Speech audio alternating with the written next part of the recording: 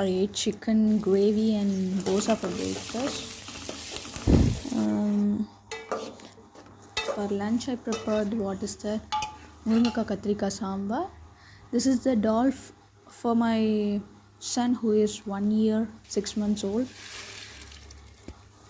The sambar we make for me and my husband is so spicy, right? I can't feed that to little one. So I took some dal for him. And then for side dish, I prepared what is that? Beetroot poriyal. This is what we ate today. Thank you.